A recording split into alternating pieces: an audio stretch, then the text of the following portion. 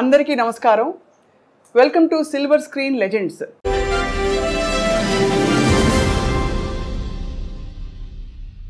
ఇవాళ మాట్లాడబోయే లెజెండ్ ప్రతి భాషలో దాదాపు చాలా రకాల పాత్రల్లో విలన్గా, క్యారెక్టర్ ఆర్టిస్ట్గా, ఇంకా హాస్య నటుడిగా అందరినీ అలరించిన మహానుభావులు. దాదాపు 4.5 దశాబ్దాల నటనా ప్రయాణంతో పాటు జీవితంలోని ఎన్నో అనుభవాల్ని నేరుగా చవిచూసిన దిగ్గజం. అండ్ వారు పద్మశ్రీ పురస్కార గ్రహీతగా కూడా అందరికీ సూపర్.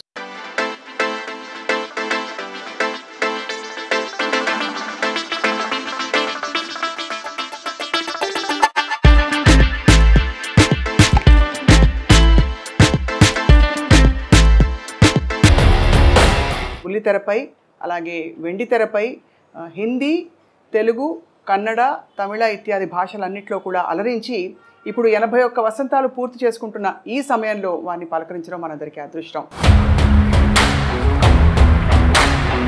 శ్రీ కోట శ్రీనివాసరావు గారిని పరిచయం చేసుకున్నాం. నమస్కారం సార్. నమస్కారం అమ్మా.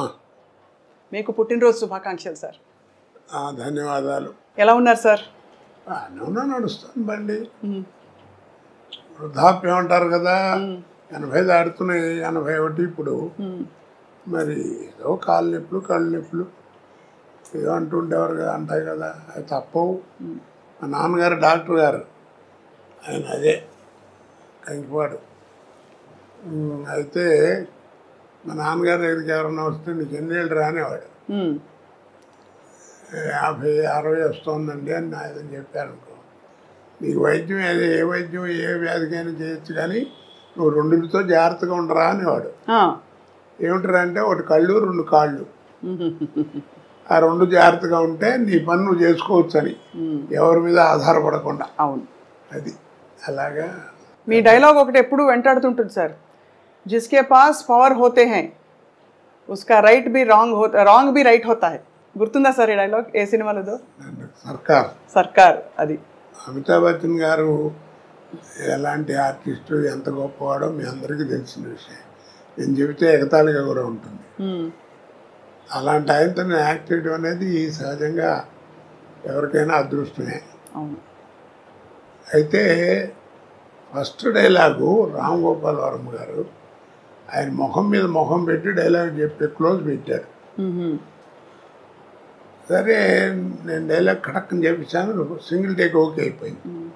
రాముజీ అన్నాడు ఆయన, అమిత్జీ అంటూ వచ్చాడు. Perfect selection for this character sir, are you from stage అన్నాడు నన్ను. అంటేను నేను I acted on the stage for 25 years. Yes, that potentiality I am seeing you.